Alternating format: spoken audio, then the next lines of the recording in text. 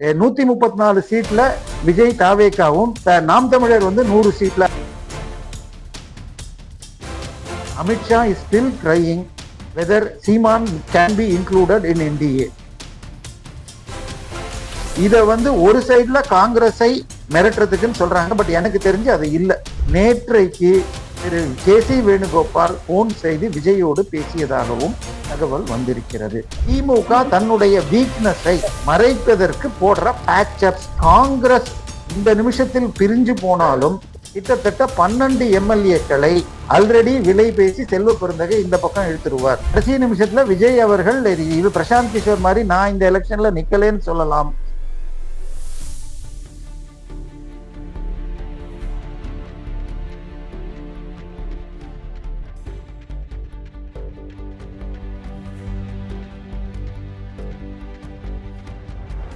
வணக்கம் தென்னவன் மீடியா நேயர்களே.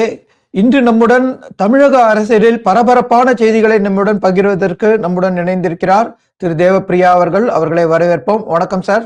வணக்கம். இன்னைக்கு பாப்புலர் தமிழக அரசியல்ல மிக பாப்புலர் ஸ்டேட்மெண்ட் பழம் நழுவி 10 வருஷம் கழித்து பால்ல விழுந்து விட்டதே. அதுதான். 10 வருஷத்துக்கு முன்னாடி விஜயகாந்த் கலைஞர் எவ்வளவோ முயற்சி பண்ணியும் அவர் விஜய் இந்த திமுகவோட சேர பிரியப்படல. அதுக்கப்புறம் நடந்த மக்கள் நல கூட்டணி போது தேமுதிக 2ஆ உடைக்கப்பட்டு திமுக ஒரு சிறிய ஃபேக்ஷன் அவங்க பக்கம் எடுத்துக்கிட்டது நமக்கு தெரியும். அதுக்கப்புறம் விஜயகாந்த் மேல அவங்க வைக்காத பழி இல்லை. விஜயகாந்த் வளர்ற சமயத்துல அதையெல்லாம் மீறி இன்னைக்கு திருமதி பிரேமலதா விஜயகாந்த் அவர்கள் திமுகவோட கூட்டணியை உறுதி செஞ்சிருக்காங்க. இது திமுக ஒருவேளை காங்கிரஸுக்கு கொடுக்கிற ஒரு மெசேஜாவோ இருக்கலாம். சோ இவங்க இந்த மாதிரி சமயத்துல அவங்க தொண்டர்கள் ஜெல்லாவாங்களா?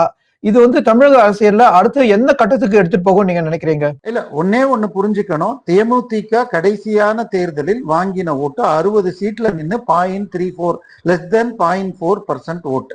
சோ அப்ப அவங்கள்ட்ட ரஃப்லி அரௌண்ட் 500ல இருந்து 1000 ஓட்டுகள் 234 தொகுதியிலையும் இருக்கு அப்படின்னு வச்சுக்கலாம். சோ பட் இது முக்கியமா அப்படின்னு வந்தால் இந்த தேர்தல் இன்று வரை 4 முனை போட்டின்னு வருது. ஸோ 4 போன முறையே இருமுனை பிளஸ் சீமான் வச்சுக்கோங்க. சீமானுக்கு போற ஓட்டுல 90% இந்த ரெண்டுக்குமே வராது. ஸோ அது இவங்களோட ஓட்டை பிரிக்கல. மேபி ஆன்டி எஸ்டாப்ளிஷ்மெண்ட்ல பிரிக்க கூடும், அது வேற விஷயம். ஸோ இப்ப டி நகர்ல 143 ஓட்டுல தான் ஏடிஎம்கே போன முறை தோத்தது. திரு துரைமுருகன் காட்பாடியில 700 ஓட்டுல தான் ஜெயிச்சார். அந்த மாதிரி இடங்கள்ல இந்த 500-1000 ஓட்டுகள் உதவக்கூடும். ஆனா ஓவரால் பிக்சரை நம்ம பார்ப்போம். ஓவரால் பிக்சர்ல பார்த்தால், அதாவது 2021 தேர்தலுக்கு ஒரு 3 மாதம் முன்பாக எல்முருகனை இன்னும் அப்பாயிண்ட் கூட பண்ணல, அப்பதான் அப்பாயிண்ட் பண்ணியிருந்தாங்க. அந்த டயத்துல நான் திமுகவுடைய உயர்மட்ட குழுவின் உறுப்பினருடைய நெருங்கின ரிலேட்டிவா பார்த்தேன்.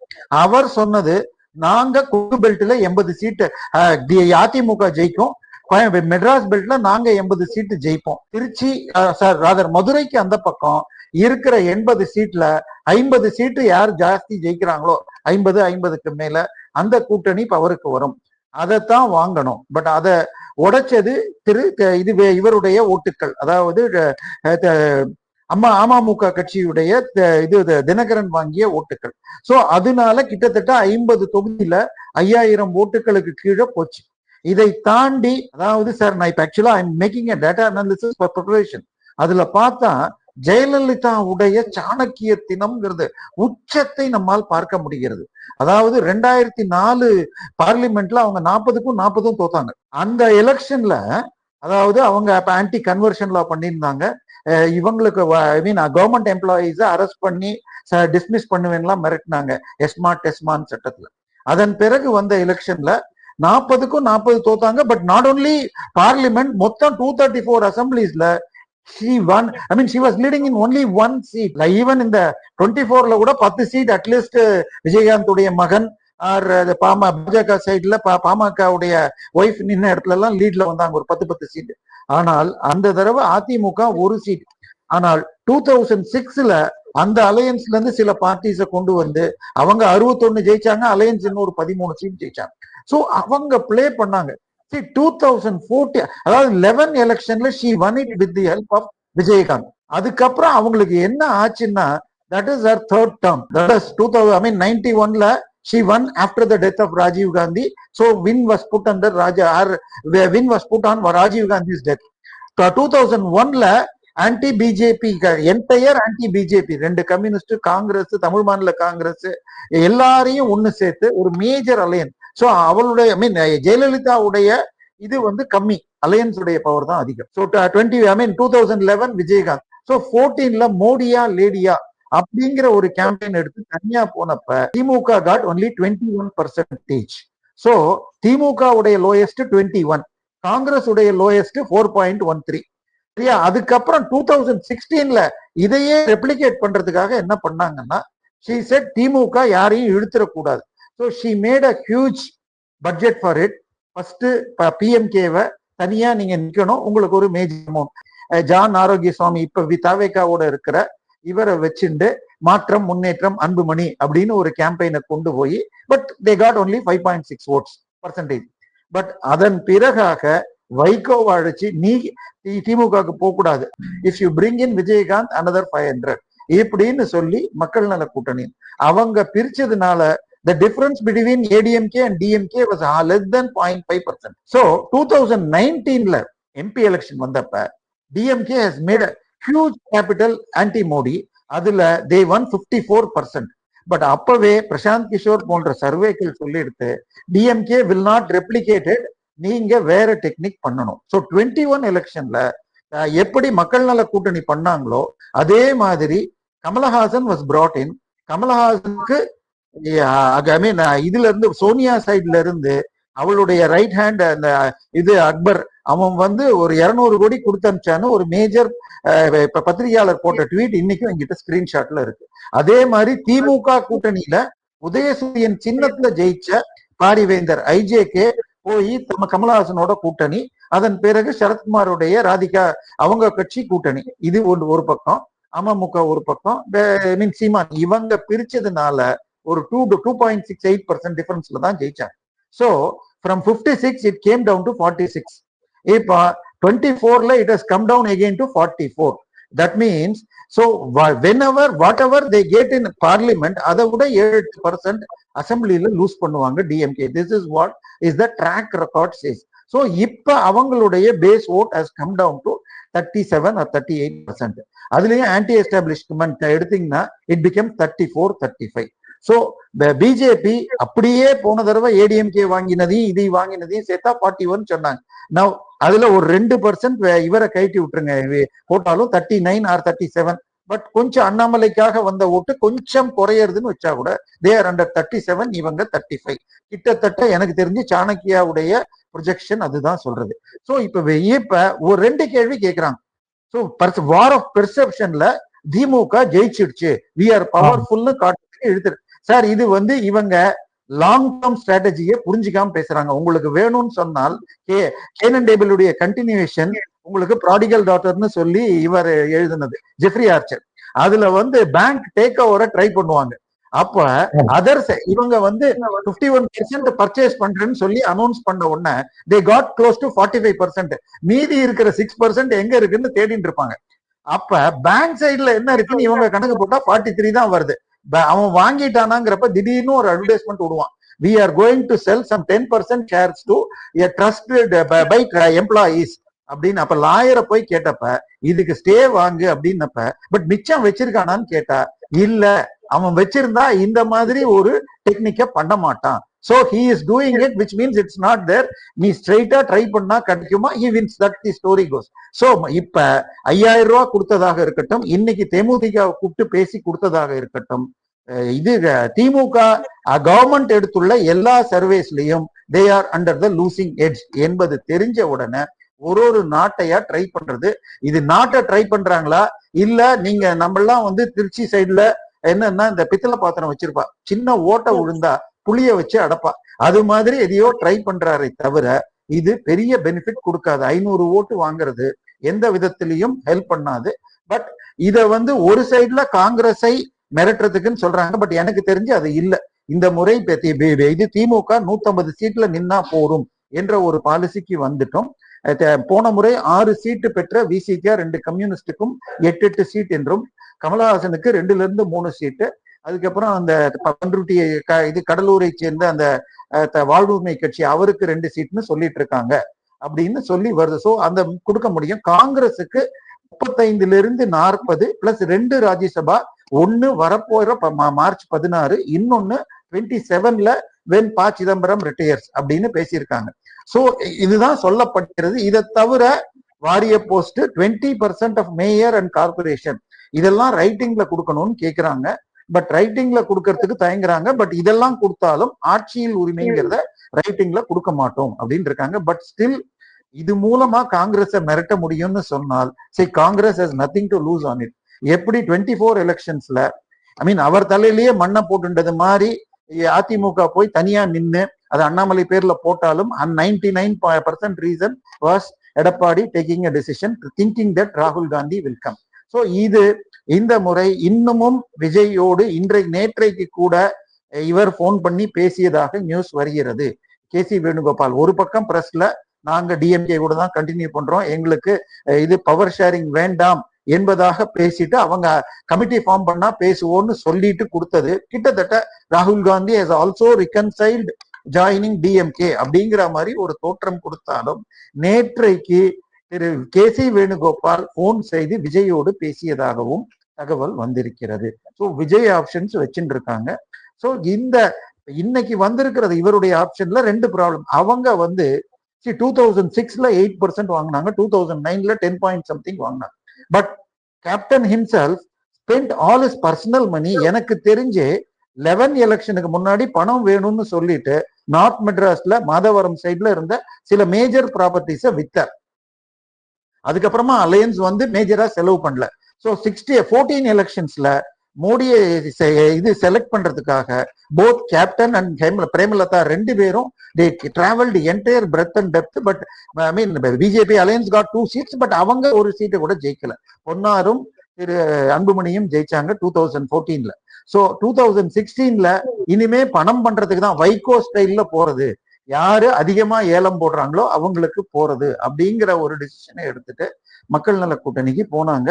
Same thing. அதுக்கப்புறம் 19ல திருப்பி பிஜேபிக்கு வந்தாலும் 24ல வந்தாலும் பெருசாக வெற்றி கிடைக்கல. சோ இந்த முறை போயிருக்காங்க. பழம் நழுவி போச்சா இல்ல பாய்சன் போய் சேர்ந்துட்டாங்கிறத யோசிக்கணும். ஏன்னா 2011 எலெக்ஷன்ல பாமகவும் விசிகாவும் ஒரே சைட்ல திமுகவோடு இருந்தது, 2ம் எதிர். சோ இவங்க வன்னியர்கள் போட வேண்டிய இடத்துல வன்னியர்கள் போடல, இவங்க ஜாஸ்தியா இருக்கிற இடத்துல இவங்க போடல. அப்படிங்கிறப்ப that did help at all. So இது பெரிய, என்னை பொறுத்த வரைக்கும் திமுக தன்னுடைய வீக்னஸை மறைப்பதற்கு போடுற பேட்சப்ஸ்.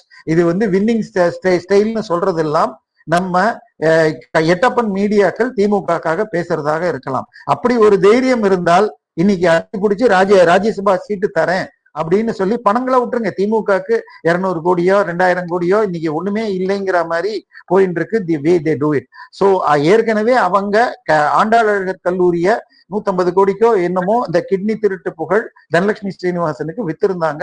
அதுல பாக்கி இன்னும் 100 கோடிக்கு மேல வரல. அது பிளஸ் இந்த எலெக்ஷன் செலவுக்கு கொடுக்கறேன்னு சொல்லி 6+1 அல்லது 7+1 சொல்றாங்க. பட் அவ்வளவு கொடுத்தா இன்னும் மற்ற கட்சிகள் இன்னும் அதிகம் கேட்கும். It is going to be a problem for DMK தான். கரெக்ட்.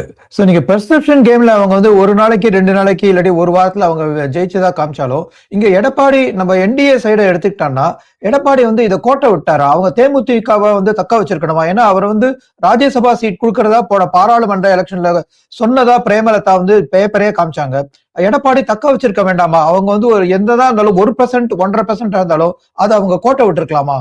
ஏன்னா இப்ப திமுக அணி ஒரு பலம் மாற மாதிரி ஒரு தோற்றம் வருது. இப்ப காங்கிரஸையும் லூஸ் பண்ணல, தேமுதிகவும் சேர்த்திருக்காங்கன்னா அவங்க கூட்டணி ஒரு பலமாலையா? இது நம்ம மீடியா பவரால சொல்லலாம். தேமுதிகவால எவ்வளவு ஓட்டு வாங்க முடியும் அத நீங்க இப்ப சொல்லுங்க. இன்னொன்னு, நேற்றைய தினம் மாற்றுத்திறனாளிகள் போராட்டத்துல சிபிஎம் உடைய லீடர்ஸோ பாலகிருஷ்ணனுடைய ஒய்ஃப் அவங்கள போலீஸ் ரொம்பவும் ரஃபா ஹேண்டில் பண்ணி ஹாஸ்பிட்டல்ல சேர்த்திருக்காங்க. மோர் தென் 35,000 மாற்றுத்திறனாளிகள் டிசேபிள்டு பர்சன்ஸை அரெஸ்ட் பண்ணியிருக்காங்க.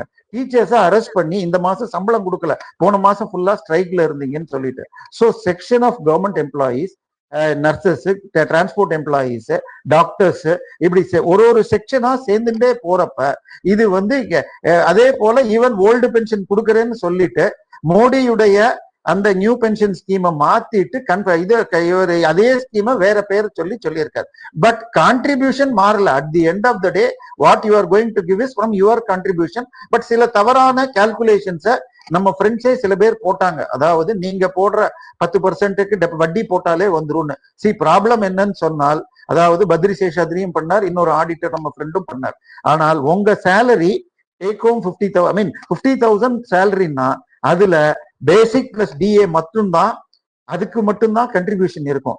ஆக்சுவலா இப்ப நியூ லேபர் கோட்ல 50% கூட இல்லாத கம்பெனிஸ் எல்லாம் இப்ப ஐடி கம்பெனிஸ் ஒரு கம்பெனியும் top 3-4ல more than 100 million they are losing because variable pays were very high.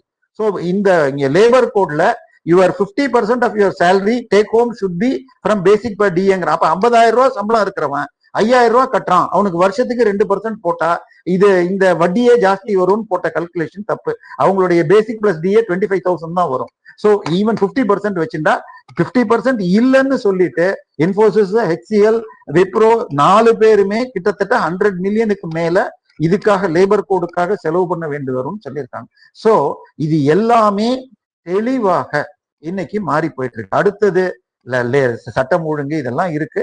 ஒன்னே ஒண்ணு பெர்செப்ஷன் வார், அதாவது மீடியா கண்ட்ரோல்ல இன்னும் ஏடிஎம்கே நிறைய பண்ணணும், பிஜேபி நிறைய பண்ணணும் சார். ஒண்ணும் இல்லப்பா, இதுல வந்து தெலுங்கானால அன்னைக்கு கவர்னரா இருந்த தமிழிசை சவுந்தரராஜன் ஒண்ணு பண்ணாங்க. ரேஷன் பில்லுல நீங்க 20 கிலோ அரிசி பருப்பு எண்ணெய் வாங்கினீங்கன்னா ரஃப்லி 20 × 20 போட்டா 400, 600 ரூபாய்க்கு வாங்கினால் 550 ரூபாய் சென்ட்ரல் சப்சிடி, 30 ரூபாய் ஸ்டேட் சப்சிடி, 20 ரூபாய் தான் நீங்க கொடுக்குறீங்க. சோ கொடுப்பது மோடி என்பதை பில்லுல போடணும்னு பண்ணாங்க. நான் இதை தமிழக பிஜேபி பல பேர்கிட்ட சொன்னேன், இதுவரை அது பண்ணப்படல. அதே மாதிரி பெட்ரோல் பில்ல எடுத்துக்கிட்டால் பக்கத்துல இருக்கிற பாண்டிச்சேரியை விட இங்க 10 ரூபாய் ஜாஸ்தி. இண்டி கூட்டணி எங்கெல்லாம் இருக்கோ பெட்ரோல் பில்ல ஏத்திருக்காங்க, பவர் பில்ல ஏத்திருக்காங்க. சோ இதையெல்லாம் பண்ணணும். ஃப்ரீபீஸ பொறுத்த வரைக்கும் ஏற்கனவே இபிஎஸ் ரொம்ப அழகா சொல்லியிருக்கார். Whether we agree it or not, அவர் 1000 rupees ஆக்குவேன், பிளஸ் ஜென்ஸுக்கு பஸ் ஃப்ரீ, இதெல்லாம் சொல்லியிருக்கார். இதே 2000 இவரும் சொல்லியிருக்கார். பட் இதெல்லாம் எடுபடுமா? இது ஏற்கனவே சில வழக்குகள் இருக்கு உச்ச நீதிமன்றத்துல. வெரி ஷார்ட்லி இந்த ஃப்ரீபீஸ் மேல ஒரு கண்ட்ரோல் வரும்னு நம்பலாம். But when the enemy is taking துப்பாக்கி நீங்க ஸ்வாட வச்சு ஃபைட் பண்ண முடியாது. So EPS has also given all these freebies. So இன்னைக்கு தேதியில தி அனௌன்ஸ்மெண்ட் பை டிஎம்கே காட்டுவது அவர்களுக்கு உளவுத்துறை நீங்கள் வீக்காக இருக்கிறீர்கள், என்னென்ன முடியுமோ அத்தனையும் கழட்டி விடுங்கன்னா இந்த 5,000 கொடுத்ததும் தேமுதிகவை இழுத்திருக்கிறதும் காட்டுதே தவிர இது அவங்க பவர்ஃபுல் அலையன்ஸ் பவர் ஆச்சுன்னு இல்லை. தேமுதிகவினால், அதாவது எங்க ரியல் ஃபைட்டோ அங்க கிடையாது. கொங்கு பெல்ட்ல BJP ADMK was winning by more than 10,000 votes. Vijay 5,000 vote எடுத்தா இவர் 500 ஓட்டு கொடுத்தாலும் 5,000 ஓட்டுல தான் லீட் பண்ணுவாங்க. சென்னை பெல்ட்ல நம்பர் 1 தொகுதி திருவள்ளூர் 36, அதாவது நம்ம எலெக்ஷன் கமிஷனுடைய 36ல போன முறை ஒரே ஒரு சீட்டு தான் ஏடிஎம்கே அலையன்ஸ் ஜெயிச்சுது. இந்த முறை கருத்து கணிப்பு எடுத்துள்ள சத்தியம் டிவியா இருக்கட்டும், சாணக்கியாவாக இருக்கட்டும், அல்லது கோலாகலாஸாக இருக்கட்டும், கடைசியாக வந்து ஸ்பிக் மீடியா, 4 பேரும் சொல்றது 10ல இருந்து 15 சீட்டு மெட்ராஸ்லயே வெளியில போகுது. அதுல கடைசியாக எடுத்தவர்கள் 5 seat. Vijay is getting more then 30%. It may win in 4 corner concept. அது வின்னு கூட கொடுக்க முடியும் 5 சீட்னு சொல்றாங்க. சோ இப்ப இவருடைய 500 ஓட்டு 1000 ஓட்டு இதுல பெருசு பண்ணாது. இதுல டெபாசிட் சென்ட்ரல் மெட்ராஸ்ல இவங்க நின்று டெபாசிட் இழந்தாங்க தேமுதிக. என்னுடைய நினைவு சரினா திருவள்ளூர்லயும் டெபாசிட் இழந்தாங்க. சோ இவர்களால் பெரிய அளவுக்கு வராது. விருதுநகர்ல கேப்டன் இறந்து ஒரு 6 மாசத்துக்குள்ள தேர்தல் வந்ததாலும் அந்த ஏரியால அது வந்து முழுக்க லிங்குவிஸ்டிக் மைனாரிட்டிஸ், தெலுங்கு நாயுடுஸ் அதிகமா இருக்கிற பகுதி. இன்னும் சொல்ல போனால் ஈவே ராமசாமி நாயக்கர் 1952 எலெக்ஷன்ல காமராஜர் நின்ற பொழுது அவரை எதிர்த்து ஜாதி வெறி தூண்டும் ஸ்டார்ட் பண்ணதே ஈவேரா தான். அங்க ஜிடி நாயுடுவை கொண்டு வந்து நிக்க வச்சார். ஜிடி நாயுடு கோயம்புத்தூர்ல இண்டஸ்ட்ரியலிஸ்ட விருதுநகர்ல நிக்க வச்சார். ஆனால் காமராஜ் தான் ஜெயிச்சார். சோ அதனால அந்த நாயுடு தொகுதியில கேப்டன் இறந்து வெகு சில நாட்கள்ல வித்தின் 6 months நடந்ததுனால அவர் போன முறை செகண்ட் வந்தார். பட் அதை கூட இவர் இது எலெக்ஷன் கமிஷன்ல போய் கம்ப்ளைண்ட் கொடுத்து கேஸ் போட்டு கடைசியில ஏதோ காரணத்துல வாபஸ் வாங்கிட்டார். சோ இதுதான் நடக்கிறது. சோ எனவே இன்னைக்கு நடந்துள்ளவை, அதாவது long term political analyst feel பண்றது DMK is showing that they are weak. கொஞ்சம் கொஞ்சமா எதையாவது ட்ரை பண்ணுவோன்னு பண்றாங்களே தவிர இந்த பெர்செப்ஷன் வார வின் பண்ணதாக சொல்வது முழுக்க முழுக்க அவங்களுடைய பால்ல இந்த எட்டப்பன் மீடியா விழறதுங்கிறதா காட்டுறது. சார், இப்ப நம்ம தாவேகா சைடு எடுக்கணும். தாவேகா சைடுல வந்து ஒவ்வொரு கட்சியா தங்களோட வந்து சேருவோம் அப்படின்னு இருக்கிறது நமக்கு புரியுது. காங்கிரஸோட பேச்சுவார்த்தை நடத்திட்டு இருக்காங்க. காங்கிரஸ் போயிருந்தாலும் அங்க தேமுதிகவும் கூட போயிருக்க கூட வாய்ப்பு இருக்க கட்சி இடத்துல இப்ப தாவேகாவோட நிலைமை என்ன? தேமுதிகவை எழுந்தாச்சு, வேற எந்த கட்சியும் கூட்டணி போல. இப்ப காங்கிரஸோட அவங்க கூட்டணி போயே ஆக வேண்டிய கட்டாயத்துல இருக்கிற மாதிரி இருக்கு. இல்லாட்டி அந்த கட்சிக்கு என்ன ஆகும்? இல்ல, காங்கிரஸ் போனால் மட்டுமே தான் தாவேகா ஒரு கண்டெண்டர் என்று வரும். இல்லாவிட்டால் இந்த தேதியில சென்னை, அதாவது நான் சொல்றேன் 4 சர்வேக்களுமே சென்னையில ஒரு 10 தொகுதியில 30% கிட்ட இருக்கு. அதாவது சான்சஸ் ஆஃப் கிவிங் வின்னிங் இதுங்கிறது ஒரு 10 சீட்டுக்குள்ளதான் இருக்கு. ஐ மீன் அவங்களுடைய ஹையஸ்ட் எதிர்பார்க்கப்பட்ட கன்னியாகுமரி, தூத்துக்குடி, திருநெல்வேலியில எல்லாம் பெருசாக இல்லை. சோ கொங்கு பெல்ட்லயோ இல்ல டெல்டால கூட இல்ல. சோ அதனால ஈவன் இதுவரைக்கும் வந்துள்ள சர்வேக்கள் எல்லாருமே almost Seeman may retain 5 to 6% out of 8%ங்கிறாங்க. சோ இவர் 10 to 12% ஆல் ஓவர் தமிழ்நாடும், இந்த பெல்ட்ல மாத்திரம் அர்பன்ல மாத்திரம் 15ல இருந்து 20, சென்னையில மாத்திரம் சிலதுலங்கிறாங்க. இப்ப சென்னையிலேயே எடுத்துக்கங்க சார், அம்பத்தூர் சொல்றாங்க, வில்லிவாக்கம் சொல்றாங்க, விருகம்பாக்கம் சொல்றாங்க. இப்ப விருகம்பாக்கத்துல சென்ற முறை அதிமுகல ஜெயிச்சவர் ஒரு முன்னாள் அமைச்சர் பெஞ்சமின், இப்ப இருக்கிறது வணிகர் சங்க தலைவருடைய மகன். இப்ப அந்த 2 பேருக்கு எதிர்த்தாப்புல யாரோ ஒரு குப்பனையோ சுப்பனையோ நிறுத்தினா ஒரு பையன் வந்து போன மாசம் வரைக்கும் சீட்டு டிக்கெட் வித்துட்டு இருந்தாங்க, இல்ல வேற ஏதோ பண்ணிட்டு இருந்தான்னு வச்சுக்கோங்க. விஜய் நின்னால் வர்ற இம்பாக்ட் இந்த மாதிரி ஒரு புதிய ரசிகர் மன்ற கூட்டத்தை சேர்ந்த ஒருத்தனுக்கு கொடுத்தால் அந்த எஃபெக்ட் இருக்குமா? அதனால கேண்டிடேட் அனௌன்ஸ் பண்ணிட்டு அலையன்ஸ் வந்தால் இன்னைக்கு விஜய் இருக்கிற டிராக்ஷன்ல பாதி குறையும். 10ல இருந்து 12 வாங்கினாலே, அதாவது விஜயகாந்த் முதல் முறை 8 வாங்கினாரு, 2வது முறை 10, மிக அதிகமாக வாங்கியதுன்னு சொன்னா சிரஞ்சீவி 17 18 வாங்கினார். இதுதான் ஹையஸ்ட். சிரஞ்சீவியுடைய லெவல்ல நம்ம விஜய போட முடியாது, பட் விஜயகாந்துக்கு சிரஞ்சீவிக்கு நடுவுல போடலாம்.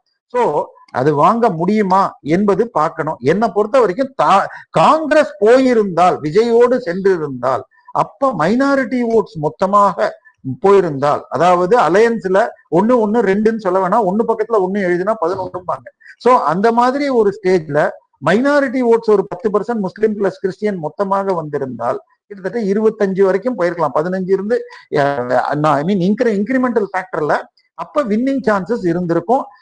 அப்ப டிஎம்கே இஸ் லூசிங் சைடுன்னு சொல்லிட்டு 3rd பொசிஷனுக்கு வெறும் ஒரு 20 சீட்டுக்குள்ள போயிருக்கலாம். பட் இன்னைக்கும் சான்ஸ் இருக்கு. பட் எனக்கு வர்ற news, Amit Shah is still drying weather Seeman can be included in NDA. So அது வந்தாலும் கிட்டத்தட்ட இந்த அலையன்ஸ் அவருடைய 5% 6% அப்படியே வந்தாலும் தட் மே டூ இட். இன்னொரு சைட் விஜய், நீங்க கேட்டீங்க இல்லையா காங்கிரஸ் வரலன்னா என்ன பண்றது, விஜய் அண்ட் சீமான் சைட்ல ஒரு நடுவுல ஒரு பாயிண்ட் இருக்கான். 2 பேருக்கும் இணையில இருக்கிறவங்க, அதாவது சீமான் should accept that Vijay is the CM candidate.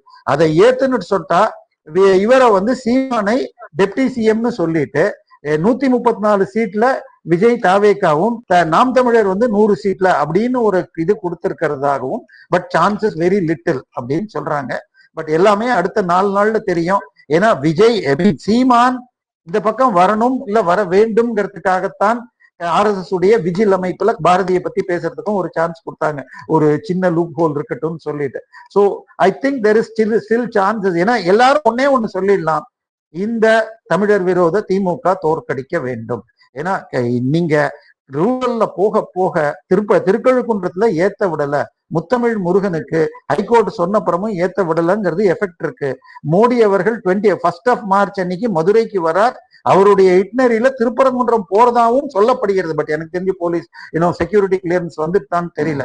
அது நடந்தால் நிச்சயமாக பக்தி உள்ள தமிழர்கள் திமுகவுக்கு போடுறதுக்கு தயங்குவாங்க. ஏன்னா ஹைகோர்ட்ல போய் தே ஹவ் செட் நாங்க தப்பு பண்ணிட்டோம்னு கலெக்டரும் சொல்லிட்டார், போலீஸும் சொல்லிட்டார். பட் கவர்மெண்ட் வக்கீல பார்த்து நீதிபதி கேட்கிறார், நீங்க சுப்ரீம் கோர்ட்டுக்கு அப்பீல் போலன்னு சொன்னா நான் இந்த கண்டெம்ப்ட மூடுறேன்னு சொன்னா, இல்ல சார் நாங்க கேட்கணும் அப்படி இப்படின்னு வழிஞ்சிருக்காங்க. So the contempt remain. So இவங்க நாங்கள் தமிழர் விரோதிகள் தான் என்பதை திமுக இன்னும் மீண்டும் மீண்டும் சொல்லிட்டு இருக்காங்க.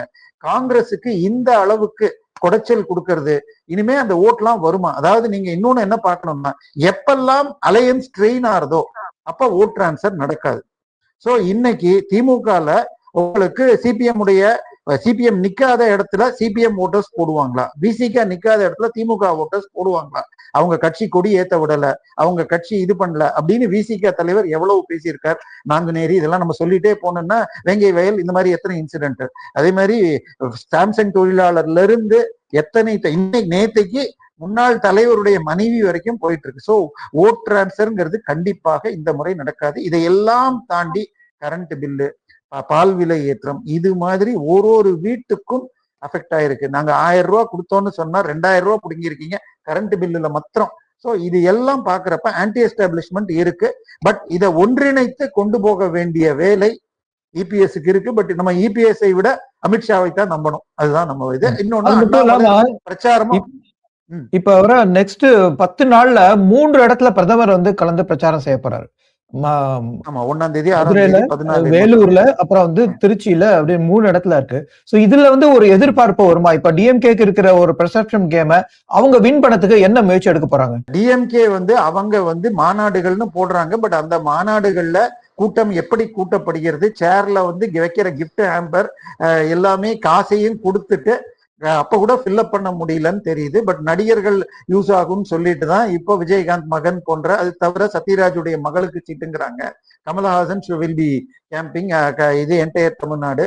ஸோ இது எல்லாமே யூஸ் ஆகுமாங்கிறதுல எனக்கு டவுட் இருக்கு. ஸோ என்னன்னா, காங்கிரஸ் இந்த நிமிஷத்தில் பிரிஞ்சு போனாலும் கிட்டத்தட்ட 12 எம்எல்ஏக்களை ஆல்ரெடி விலை பேசி செல்வ பெருந்தகை இந்த பக்கம் இழுத்துருவார். 2/3 வந்துட்டா அவங்களுக்கு இதுவும் வராது, எலெக்ஷனும் வந்துடுது. சோ அதனால காங்கிரஸ் உடையக்கூடும் என்ற சிச்சுவேஷன் வந்திருக்கிறதுனால இப்ப கடைசியாக சொல்லப்பட்டுள்ளது, அஸ்ஸாம் மற்றும் கேரளாவுடைய எலெக்ஷன் எக்ஸ்பென்ஸை திமுக பார்த்துக் கொள்கிறேன் என்று சொன்ன ஆஃபரை ராகுல் காந்தி எடுத்துட்டு கட்சி உடையறத விட, ஏன்னா 96ல கட்சி உடைஞ்ச பிறகுதான், அதாவது 89ல ராஜீவ் காந்தி ஒரு முயற்சி செஞ்சு 20% கொண்டு போனார். பட் 96ல மூப்பனார் பிரிச்சுன்னு போனதுக்கு அப்புறம் திருப்பி ரைஸ் ஆகல. இன்னொரு தடவை உடைஞ்சா காங்கிரஸ் ஒண்ணும் இல்லாம போயிடுமா, அதனால கண்டினியூ பண்ணலான்னு இருக்கார். பட் ராகுல் காந்தி ஒரு போல்டாக டிசிஷன் எடுக்கணும். கேசி வேணுகோபால் பேசின பிறகும் மாணிக்கம் தாக்கூர் பாரதியார் பாட்டை போட்டு நான் இன்னும் ஃபைட்ல தான் இருக்கேன்னு காட்டியிருக்கார். சோ இதுல டிசிஷன் ஃபைனலி இன் ராகுல் காந்தி கோர்ட்.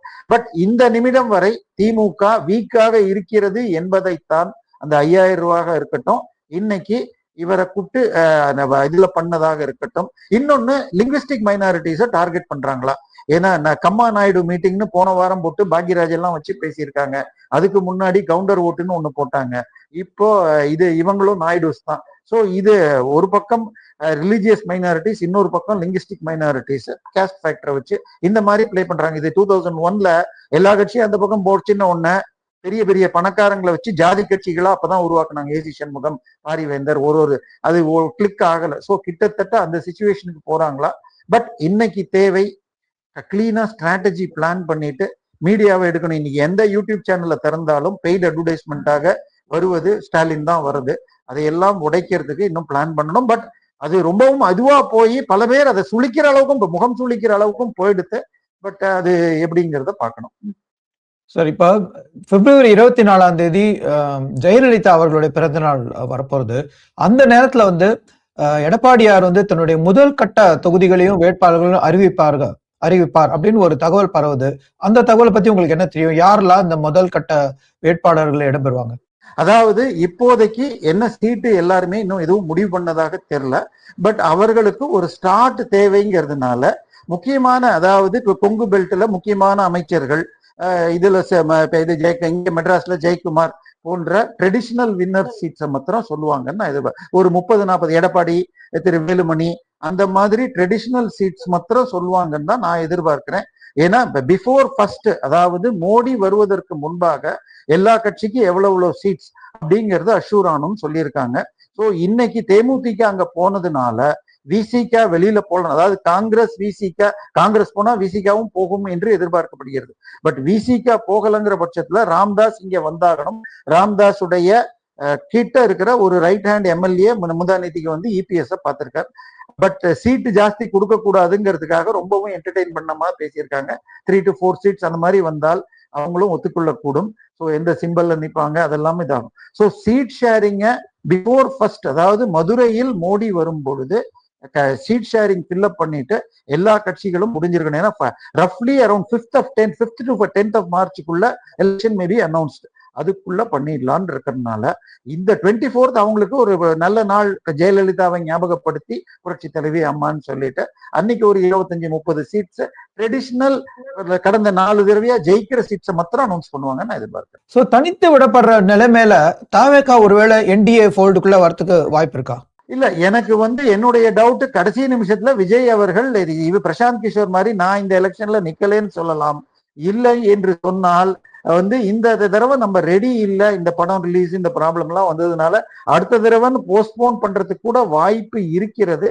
பட் அவங்க சைட்ல இருந்து ஏன்னா இன்னும் யாருமே பேசாம பேசினவங்க கேள்வி கேட்டு பேட்டிக்கு வர்ற முக்கியமான தலைவர்கள் அந்த ஐஆர்எஸ் ஆபீசர் உட்பட ஏதாவது ஒரு கேள்வி ஏற்பட்ட ஸ்ட்ரக் ஆயிடுறாங்க. உங்களுடைய லாங்குவேஜ் பாலிசி என்ன லிங்கு அப்படின்னு கேட்டா ஸ்ட்ரக் ஆறாங்க.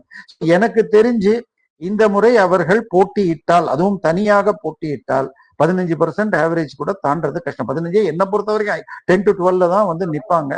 அது ஆனால் விஜய பொறுத்த வரைக்கும், ஏன்னா எனக்கு பிலிம் சர்க்கிள்லயும் கனெக்ஷன் இருக்கு, அடுத்த 2 படத்துக்குரிய கதைகளை பேசி அதுக்குரிய விஷயத்தையும் பண்ணியிருக்காரு. அதனால he is only trying his luck. அது மேபி அடுத்த தடவை 2031 எலெக்ஷனுக்கு ஒரு 2 வருஷத்துக்கு முன்னாடி திருப்பி பண்ணுவாரா இல்ல என்ன பண்ணுவார்னு தெரியாது. But he is controlled by some people who doesn't want him to win. ஏன்னா சர்ச்சை முழுக்க ஸ்டாலின் அவர்கள் ஒரு மாதிரி இது பண்ணியிருக்கார். அதுல இது மைனாரிட்டிஸ் கமிஷனுடைய சேர்மனாக இருக்கிற ப்ரொஃபசர் ஜோ அருண் ஆஃப் லயோலாவை எதிர்த்து கிறிஸ்தவ மைனாரிட்டி நன்மை சங்கம்னே ஒண்ணு கம்ப்ளைண்ட் கொடுத்திருக்காங்க, சென்டிங் ஈவன் டு வேட்டிகன். இது தினமலர்ல வந்திருக்கு. சோ கிட்டத்தட்ட அதாவது சாந்தோம் சர்ச் கேத்தீட்ரலுக்கு மேல ஒரு 5000 கோடி லேண்ட் ஸ்கேம் இருக்கு. 1000 crore லேண்ட் ஸ்கேம் செங்கல்பட்டுல இருக்கு. அதுல இன்வால்வ் ஆனது அந்த இனிகோ எரிதிராஜன் டிஎம்கே எம்எல்ஏ. அதே மாதிரி உங்களுக்கு ஒரு இது மேலேயே நான் சொல்லிக்கிட்டே போலாம். there is no end to it. I can say how many cases are there. So இதையெல்லாம் வச்சுக்கிட்டு அவங்களை எல்லாம் மிரட்டி இந்த முறை எங்களை ஜெயிக்க சப்போர்ட் பண்ணணும்னு சொல்லிட்டு மைனாரிட்டிஸை ஒண்ணு பண்ணியிருக்காங்க. ஸோ பண்ணணும் என்று ட்ரை பண்றாங்க. ஏன்னா அதாவது கிட்டத்தட்ட 75% கிறிஸ்டியன்ஸ் அவுட் ஆஃப் தமிழ்நாட்டில் இருக்கிற கிறிஸ்டியன்ல 75% கேத்தலிக்ஸ், கேத்தலிக்ஸ்ல 75% தலித்ஸா வராங்க. பட் தலித்ஸ் அவுட் சைடு இது கர்நாடகா அந்த இது கன்னியாகுமரி தூத்துக்குடி எல்லாம் ஓரளவுக்கு விஜய்க்கு போகுது. பட் கன்னியாகுமரி இதுல அங்க they are very committed to the church. அங்க சப்போர்ட் இருந்தா ஜெயிக்க முடியாது. பட் கன்னியாகுமரியில டிஎம்கேக்கு 6 சீட்ல 2 சீட்டுக்கு மேல வாய்ப்பு இல்லை. மனோ தங்கராஜும் சுரேஷ் ராஜனை தவிர மீதி எல்லாம் காங்கிரஸ் சீட்ஸ். ஸோ பிரச்சனை விஜய் காங்கிரஸ் ராகுல் இப்பயும் முடிவெடுத்தால் இருக்கு. நன்றி சார். சார் இவ்வளவு நேரம் நீங்க அரசியல் நிகழ்ச்சிகளை பகிர்ந்ததுக்கு மிக்க நன்றி. நேயர்களே, உங்களுடைய கருத்துக்களை கமெண்ட் செக்ஷனில் பதிவிடுங்கள். நன்றி, வணக்கம். வணக்கம் சார். வணக்கம். வணக்கம்.